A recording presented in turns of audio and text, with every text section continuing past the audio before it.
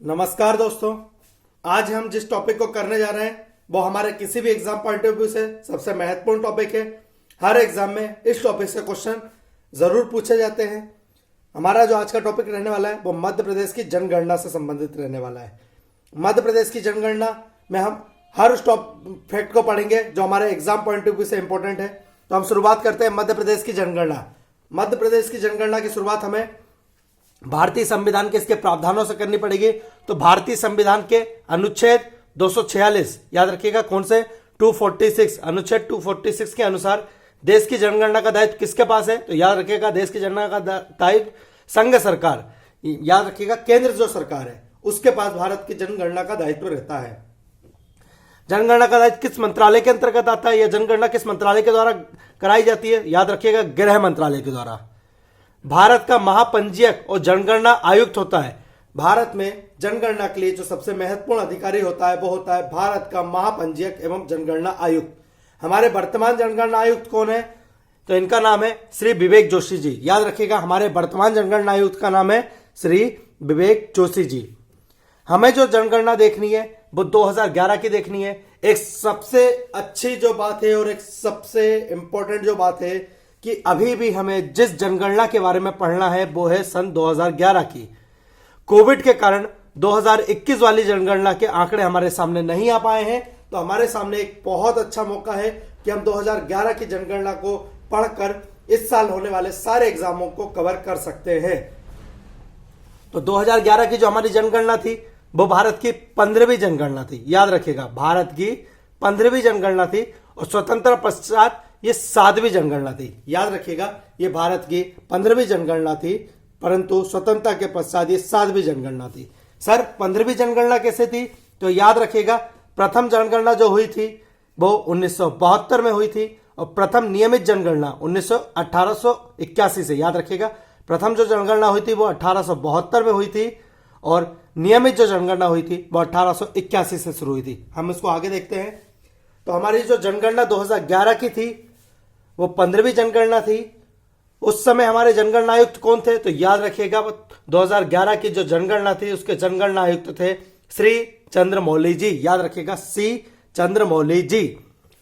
उस जनगणना का शुभंकर या मस्कट जिसको बोलते हैं वो क्या था? तो याद रखिएगा प्रगणक शिक्षिका। उस जनगणना का एक शुभंकर बनाया जाता है, एक चिन्ह जैसा बनाया जाता है जो किसी भी चीज को डिनोट करता है। तो याद रखिएगा जो जनगणना 2011 हुई थी उसका हमारा शुभंकर था प्रगणक शिक्षिका। 2011 की जो जनगणना थी उसका आदर्श वाक्य क्या था? तो उसका आदर्श वाक्य था हमारी जनगणना हमारा भविष्य। इससे भी क्वेश्चन पूछ लिया जाता है कि 2011 की जो जनगणना थी उसका आदर्श वाक्य क्या था? तो याद रखिएगा 2011 की जनगणना का आदर्श वाक्य था हमारी जनगणना हमारा भविष्य। प्रथम व्यवस्थित जनगणना। भारत में जनगणना मौर्यों के द्वारा भी कराई गई थी पर वो एक व्यवस्थित जनगणना नहीं थी। प्रथम व्यवस्थित जो जनगणना थी वो 1872 में हुई थी। किसके द्वारा कराई गई थी? तो लॉर्ड मेयो के द्वारा।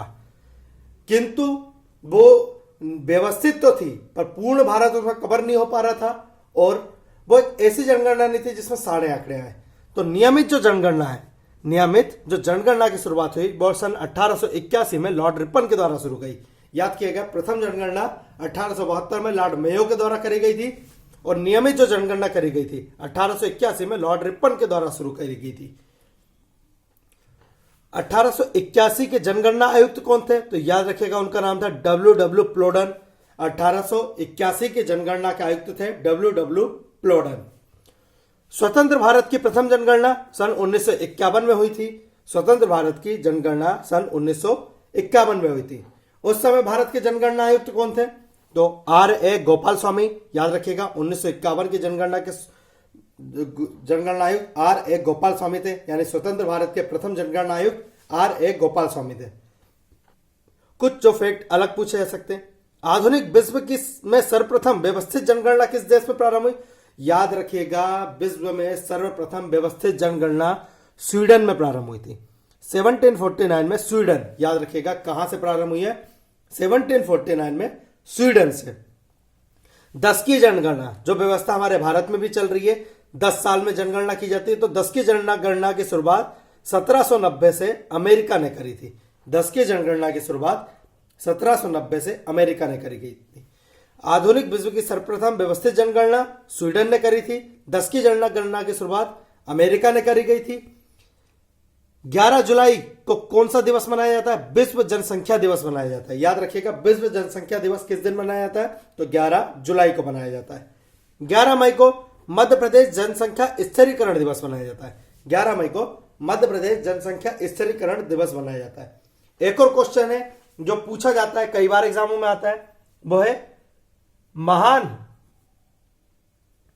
विभाजक वर्ष।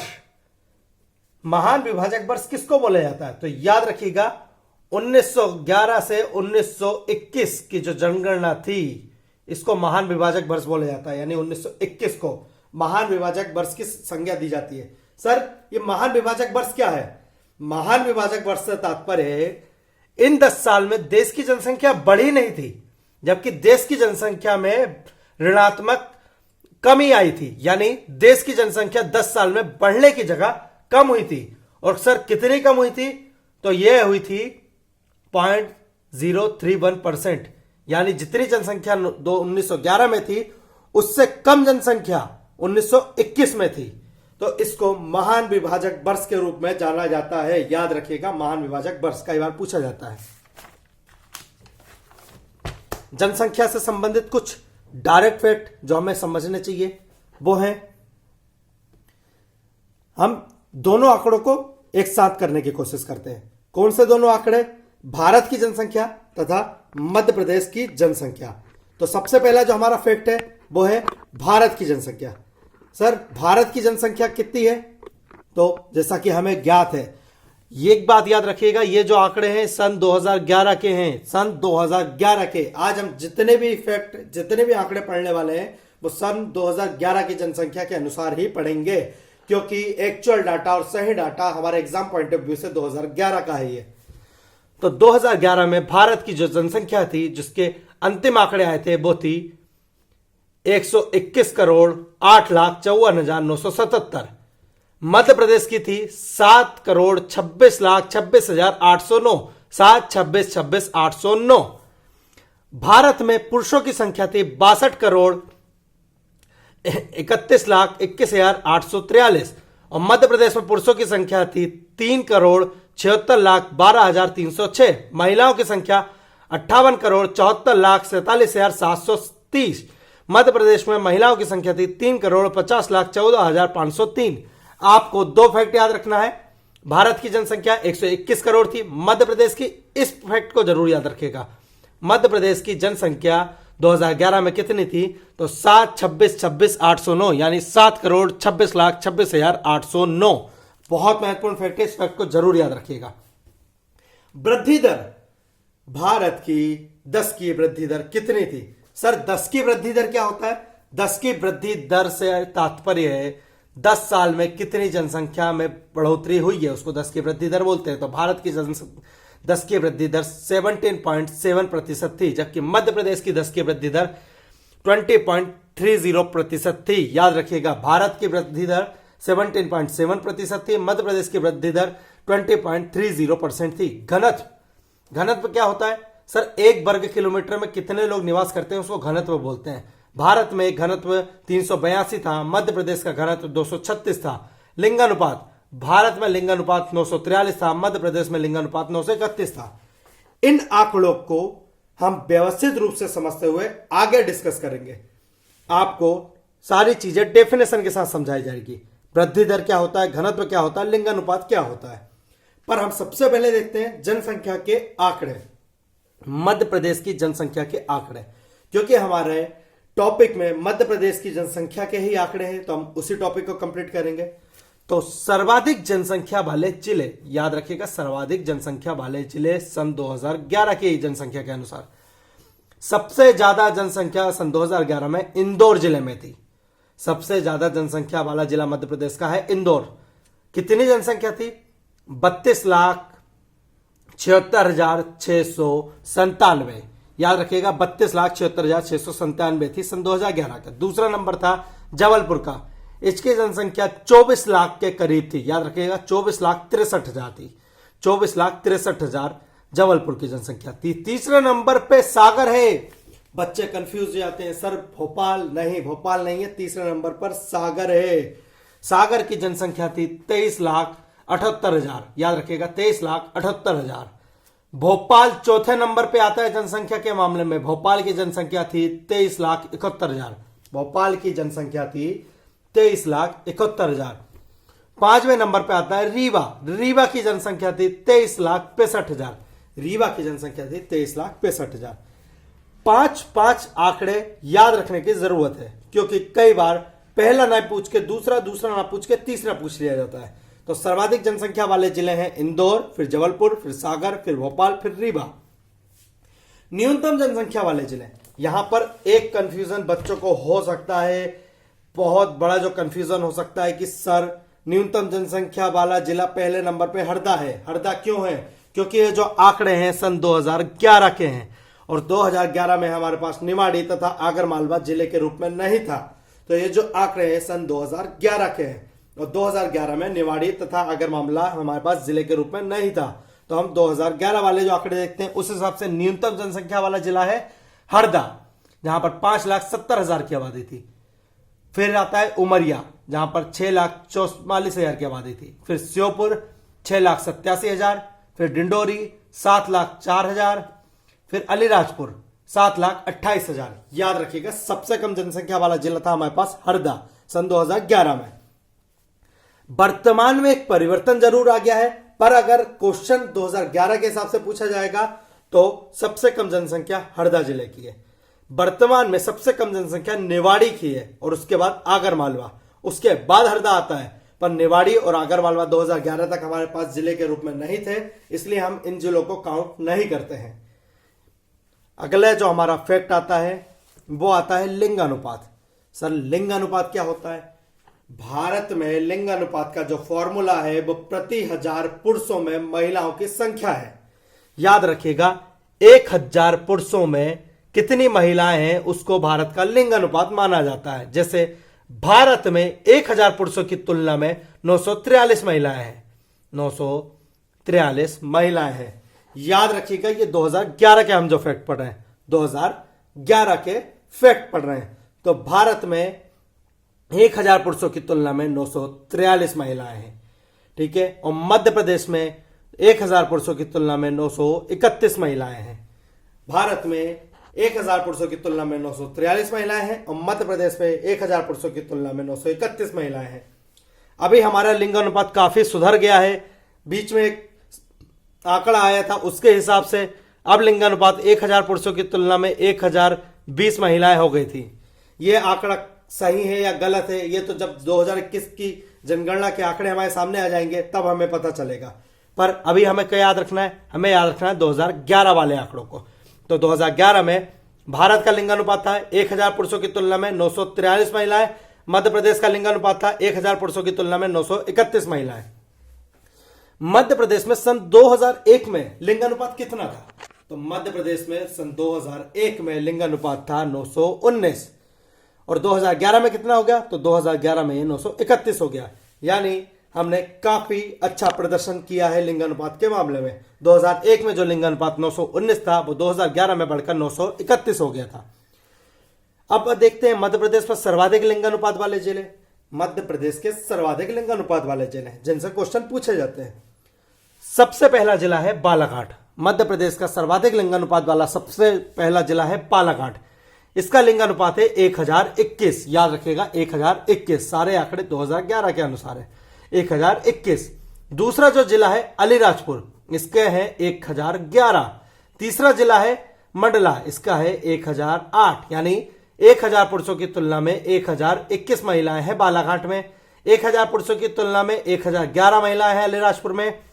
1000 पुरुषों की तुलना में 1008 महिलाएं हैं मंडला में। डिंडोरी में यह आंकड़ा है 1002 का, और झाबुआ में यह आंकड़ा है 990 का। याद रखिएगा सर्वाधिक लिंगानुपात वाले जिले कौन से हैं? बालाघाट, अलीराजपुर, मंडला, डिंडोरी तथा झाबुआ। बहुत महत्वपूर्ण फैक्ट है। आप एक समझने की कोशिश कीजिए, अगर आप मध्य प्रदेश को कोई डीपली समझने की कोशिश करता होगा तो आप ये देखिए सारे जिले हैं आदिवासी बहुल्य जिले, यानी हमारे आदिवासी क्षेत्रों में लिंगानुपात ज्यादा बेहतर है। याद रखिएगा, आदिवासी क्षेत्रों में लिंगानुपात ज्यादा बेहतर है। न्यूनतम लिंगानुपात मध्य प्रदेश के किन जिलों में है? न्यूनतम लिंगानुपात है भिंड में। यहां पर 1000 पुरुषों की तुलना में महिलाओं की संख्या मात्र 837 है। मुरैना में यह आंकड़ा 840 है, ग्वालियर में यह आंकड़ा 864 है, दतिया में यह आंकड़ा 873 है, शिवपुरी में आंकड़ा 877 है। याद रखिएगा, न्यूनतम लिंगानुपात में प्रथम नंबर भिंड है, दूसरा मुरैना, तीसरा ग्वालियर, चौथा दतिया, पांचवा शिवपुरी का है। 2 फैक्ट जो कुछ एग्जामों में पूछे जा रहे हैं। कौन सा? मध्य प्रदेश का औसत। मध्य प्रदेश का कितना है लिंगानुपात? तो मध्य प्रदेश का है 931। तो मध्य प्रदेश के लिंगानुपात के बराबर किस जिले का लिंगानुपात है? तो याद रखिएगा, रीवा जिले का भी 931 है। मध्य प्रदेश के लिंगानुपात के बराबर किस जिले का लिंगानुपात है? तो उसका आंसर है रीवा। भारत के औसत के बराबर भारत का लिंगानुपात कितना है? भारत का है 943। तो भारत के औसत के बराबर किस जिले का लिंगानुपात है? तो भारत के औसत के बराबर है खंडवा जिले का 943। होप आपको लिंगानुपात समझ में आ गया होगा। अगला हमारा जो टॉपिक है वो है साक्षरता।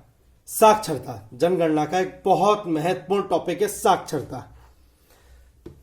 भारत में कितने प्रतिशत साक्षरता है? सर पहली बात तो साक्षरता किसे बोलते हैं? कोई व्यक्ति किसी एक भाषा को पढ़ और लिख सकता है, उस व्यक्ति को साक्षर माना जाता है। इसमें भी 7 वर्ष की आयु का एक लिमिट रखी गई है कि 7 वर्ष से आयु के ज्यादा का जो व्यक्ति है वो किसी एक भाषा को लिख और पढ़ सकता है तो उसे साक्षर माना जाएगा। याद रखिएगा। तो साक्षरता भारत की कितनी है? 73%। याद रखिएगा, भारत की साक्षरता है 73%। मध्य प्रदेश की साक्षरता है 69.3। मध्य प्रदेश की साक्षरता है 69.3, यानी भारत की औसत साक्षरता 73 है और मध्य प्रदेश की औसत साक्षरता 69.3 है। मध्य प्रदेश की साक्षरता भारत की तुलना में थोड़ी सी कम है। 2001 में हमारी साक्षरता 63.7 थी, तो जो 2011 में हमारी 69.3 हो गई, यानी इसमें भी हमने एक अच्छी छलांग लगाई है। 2001 में हमारी साक्षरता 63.7 थी, जो 2011 में 69.3 हो गई है। मध्य प्रदेश में कितने प्रतिशत पुरुष साक्षर है? पुरुष 78.7% साक्षर है। पुरुष 78.7% है और महिलाओं का यह नंबर 58.2 है। बहुत लंबा गैप है, लगभग 20% का गैप है। मध्य प्रदेश में पुरुष साक्षरता 78.7 है और महिलाओं की साक्षरता 58.2 है। यह 2011 के आंकड़ों के अनुसार है। अब हम देखते हैं सर्वाधिक साक्षरता वाले जिले। सर्वाधिक साक्षरता वाले जिले में पहला स्थान है जबलपुर का। जबलपुर की 81.1% आबादी साक्षर है। जबलपुर की 81.1% आबादी साक्षर है। इंदौर का दूसरा स्थान है, यहाँ की 80.9% आबादी साक्षर है। भोपाल का तीसरा स्थान है, यहाँ की 80.4% आबादी साक्षर है। चौथा स्थान हमारे बालाघाट का है, यहाँ पर 77.1% जनता साक्षर है और पांचवा स्थान ग्वालियर का है, यहाँ पर 76.1% लोग साक्षर हैं। यानी सबसे ज्यादा साक्षर जबलपुर, दूसरे पे इंदौर, तीसरे पे भोपाल, चौथे पे बालाघाट, पांचवे पे ग्वालियर। अब हम देखते हैं न्यूनतम साक्षरता वाले जिले। तो सबसे कम साक्षरता है अलीराजपुर की। अलीराजपुर में मात्र 36.1% आबादी साक्षर है। अलीराजपुर में मात्र 36.1% आबादी साक्षर है। आश्चर्यजनक रूप से यह भारत का भी सबसे कम साक्षर जिला है। मध्य प्रदेश के साथ साथ यह भारत का भी सबसे कम साक्षरता वाला जिला है। आश्चर्यजनक रूप से मध्य प्रदेश का अलीराजपुर भारत का भी सबसे कम साक्षरता वाला जिला है। दूसरा नंबर जो आता है न्यूनतम साक्षरता में वो है झाबुआ। झाबुआ की साक्षरता है 43.3। तीसरा है बड़वानी, इसकी साक्षरता है 49.1। चौथा है श्योपुर, इसकी साक्षरता है 57.4 और पांचवा है धार, इसकी साक्षरता है 59.0। तो न्यूनतम साक्षरता वाले जिले अलीराजपुर, झाबुआ, बड़वानी, श्योपुर, धार। अब पुरुष और महिला साक्षरता को अगर हम बांटें तो सर्वाधिक पुरुष साक्षरता वाला जिला है जबलपुर, यहाँ के 87.3% पुरुष साक्षर है। जबकि सर्वाधिक महिला साक्षरता वाला जिला है भोपाल। याद रखिएगा, क्वेश्चन आए कि सर्वाधिक महिला साक्षर किस जिले में, तो याद रखिएगा सर्वाधिक महिला साक्षरता वाला जिला है भोपाल। इसके बाद भारत की साक्षरता है 73%। तो भारत की साक्षरता के बराबर मध्य प्रदेश के किस जिले की साक्षरता है, तो रायसेन जिले की। याद रखिएगा, भारत की साक्षरता के बराबर मध्य प्रदेश में रायसेन जिले की साक्षरता है 73%। और मध्य प्रदेश की साक्षरता कितनी है? 69.3। तो मध्य प्रदेश की साक्षरता के बराबर मध्य प्रदेश का कौन सा जिला है? तो मध्य प्रदेश की साक्षरता के बराबर है देवास, उसकी भी 69.3 है।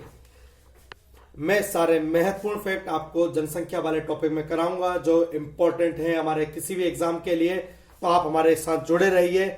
आज की क्लास में हम इस टॉपिक को यहीं खत्म करेंगे क्योंकि इसमें फैक्ट ज्यादा है, कॉन्सेप्ट ज्यादा है। आगे की टॉपिक हमारी नेक्स्ट क्लास में रहेगी। धन्यवाद दोस्तों। हमारे टेलीग्राम ग्रुप को जरूर ज्वाइन करिए आप पीडीएफ के लिए और करंट अफेयर के लिए भी। बाकी जो नोटिफिकेशन आते रहते हैं वो भी आपको हमारे टेलीग्राम ग्रुप के द्वारा मिल जाएंगे। धन्यवाद।